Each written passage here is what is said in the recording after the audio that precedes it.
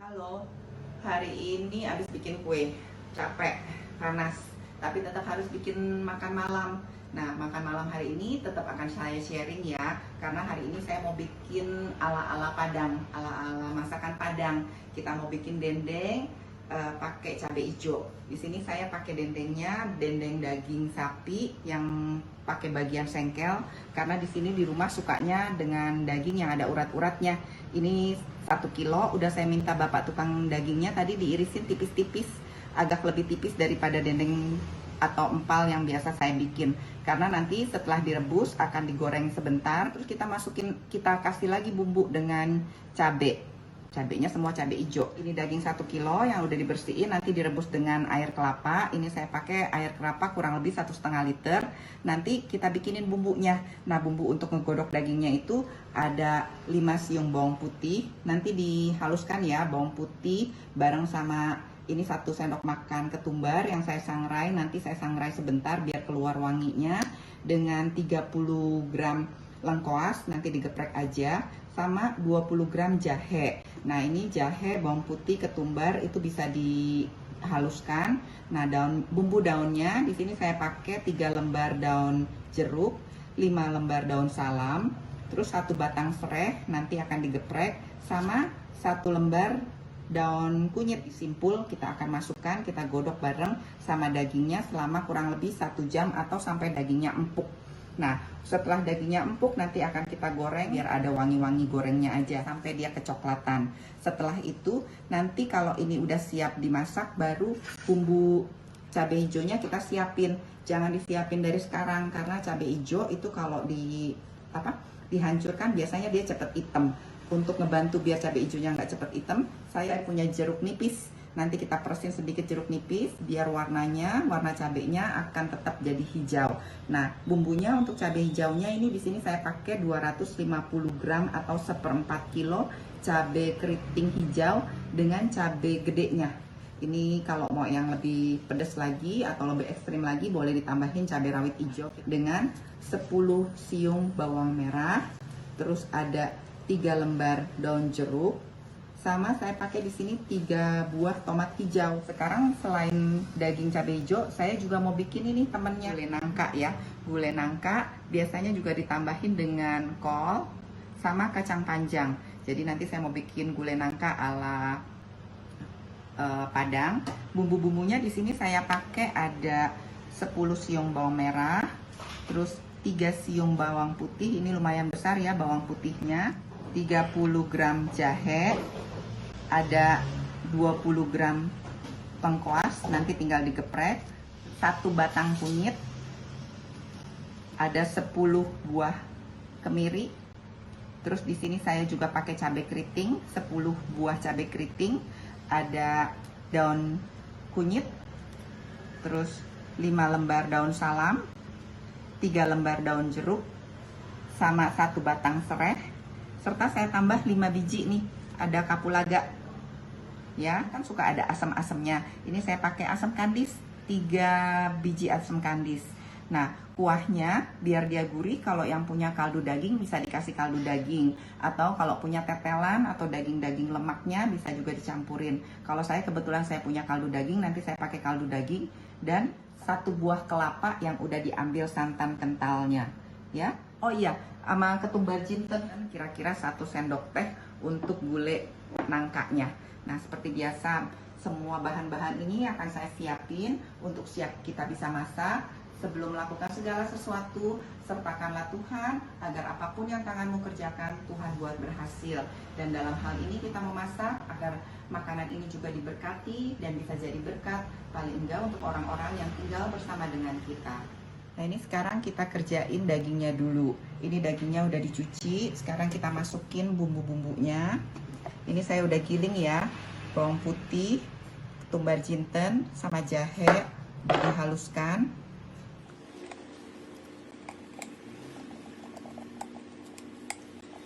Bumbu daunnya, daun kunyitnya udah disimpul, serehnya udah digeprek, lengkuasnya juga udah digeprek. Terus bumbu daunnya biasa ya, dipecahin dulu biar dia keluar wanginya.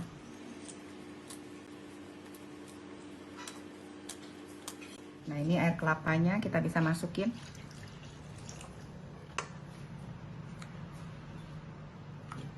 Dagingnya kita godok kurang lebih 1 jam sampai dagingnya empuk. Jangan dikasih garam dulu ya, nanti kira-kira setengah jalan baru bisa dikasih garam. Karena biasanya kalau kita kasih garam dulu, proses ngempukin dagingnya suka agak lebih lama. Jadi saya biasanya dibiarinin nanti setengah jalan, kurang lebih 30 atau 45 menit baru kita bisa kasih garam. Ini sekarang saya taruh di atas kompor dulu. Oke ya, kita tunggu mendidih. Sampai dia mendidih, apinya kita kecilin biar nanti airnya nggak kurang terlalu banyak, jadi nggak kering airnya. Nah, ini dagingnya udah 45 menit ya, udah digodok. Saya mau kasih garam kurang lebih 1,5 sendok makan biar dagingnya juga nyerap sama garamnya. Nah, kita godok lagi 15 menit, nanti bisa diangkat, terus bisa dipukul-pukul dulu biar dia agak pipih, terus kita goreng sedikit, kita goreng sebentar biar warnanya agak coklat dan lebih wangi. Nah, ini dagingnya udah dikasih garam, udah digodokin lagi sampai 1 jam. Sekarang saya mau angkat tuh ya, nanti tunggu dingin dulu baru digeprekin. Tuh udah empuk.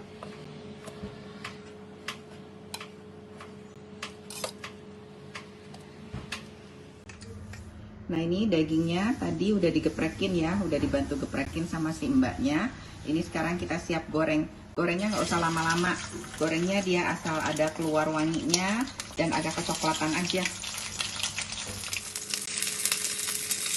Saya juga pakai gorengnya minyaknya nggak terlalu banyak di sini.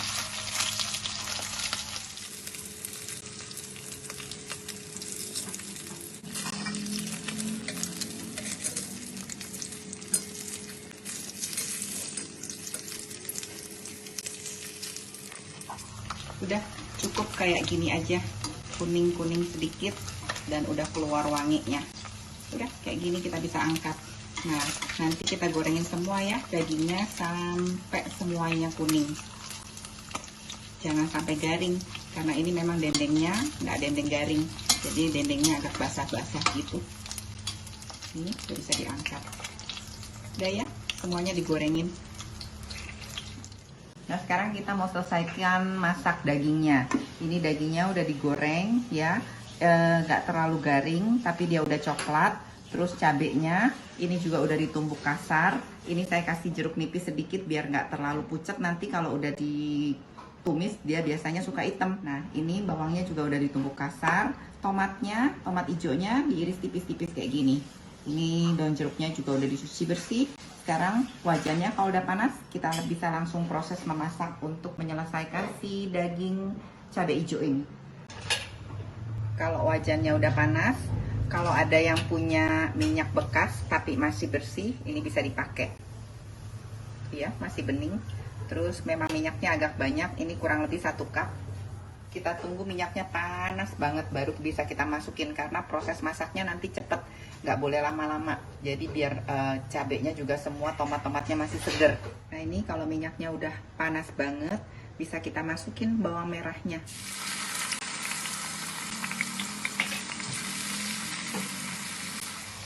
Bisa kita tumis sebentar sampai nggak bau mentah.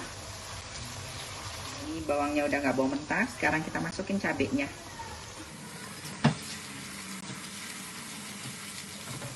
Sekarang kita bisa masukin daun jeruknya sampai keluar wangi daun jeruknya ya. Nah, sekarang ini udah kecium nih wangi daun jeruknya, udah keluar. Bisa kita masukin tomatnya. Tomatnya masih seger ya, ini biar agak layu kita kasih garam. Kira-kira saya pakai 1 sendok teh dulu, nanti bisa dites rasa. Karena apinya besar, kita masaknya cepat aja. Udah dicoba, garamnya udah cukup, terus dendengnya atau dagingnya udah digoreng setengah kuning tadi bisa dimasukin. Udah, dendeng cabai hijaunya jadi. Ini enak, seger ya. Nanti kalau udah kita plating, dan kalau yang suka atau penasaran rasanya coba sendiri di rumah ya. Nah, sekarang kita beralih ke gulai nangkanya ya. Ini nangka seperti biasa seperti kita mau mengolah setiap masakan yang pakai nangka. Nangkanya ini udah saya rebus dulu kurang lebih 5-10 menit. Jadi nangkanya ini saya rebus dulu dengan garam, dengan air secukupnya. Pokoknya nangkanya kerendam, kita kasih 1 sendok makan garam, terus kita godok. Nah ini sekarang nangkanya udah siap dipakai. Si kolnya juga udah disiangin, kacang panjangnya juga. Nah bumbunya juga udah saya giling, udah saya halusin. Di sini ada kunyit, bawang merah, bawang putih, terus jahe sama kemiri. Nah ini serehnya juga udah saya geprek, lengkuasnya juga udah minta tolong digeprekin, daun-daunannya semua udah dicuci, daun kunyitnya juga udah disimpul. Nah kapulaga di sini saya cuma geprek asal, jadi nanti kita masukin cuma digeprek, nggak di blender. Asam kandisnya juga ini udah dicuci. Nah ini nangkanya tadi saya pakai cuma setengah kilo ya. Terus si kolnya juga sesuai selera aja banyaknya. Kalau di sini tadi saya pakai 1/4 dari kol yang besar itu, saya pakai cuma 1/4-nya. Terus si kacang panjangnya kira-kira 6 batang ya, 6 batang kacang panjang. Nah ini tadi saya bilang saya punya kaldu daging, kita pakai kaldu daging. Kalau yang nggak punya nggak apa-apa, bisa di skip, nanti pakai kaldu bubuk aja. Nah ini juga santannya udah siap digunakan. Jangan lupa nanti ketumbar jintennya juga dimasukin ya. Wajannya kalau udah panas bisa kita masukin minyak. Ini untuk menumis, saya pakai 5 sendok makan ya. Kalau minyaknya udah panas bisa kita masukin bumbunya yang udah dihaluskan. Ini ya udah saya tumis setengah jalan. Sekarang kita bisa masukin bumbu-bumbu daunnya. Di sini ada serai, lengkuas, terus saya punya kapulaga, ada 5 buah ya. Kapulaganya udah digeprek, daun kunyit udah disimpul, daun salam dan daun jeruknya seperti biasa dipecahin dulu tengahnya.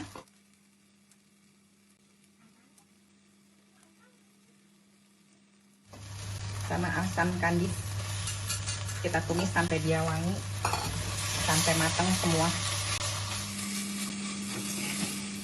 Nah ini bumbunya udah kuning, udah wangi. Sekarang kita bisa masukin kaldu dagingnya, kurang lebih 1 liter ya.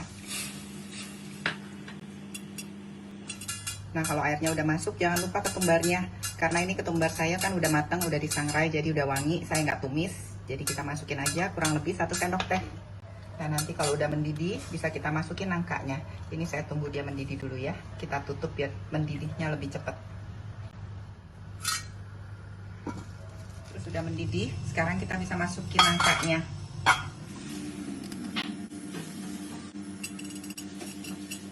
Nah ini kita tunggu sampai nangkanya matang. Ini saya tutup lagi ya, kurang lebih 10 menit. Nangkanya udah digodokin kurang lebih 10 menit. Ini udah empuk. Nah ini bisa kita masukin santannya ya. Ini saya pakai 1 butir kelapa, santan kentalnya aja. Santan encernya saya nggak pakai, karena kita kan tadi pakai kaldu daging.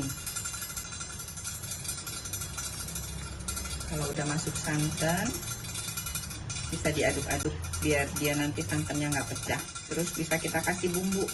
Kalau yang nggak punya kaldu ayam atau kaldu daging tadi untuk godokin nangkanya, bisa dikasih kaldu bubuk. Karena ini masakan Padang, saya nggak kasih gula, jadi saya cuma kasih garam. Udah pas bumbunya, ini kol sama kacang panjang bisa kita masukin.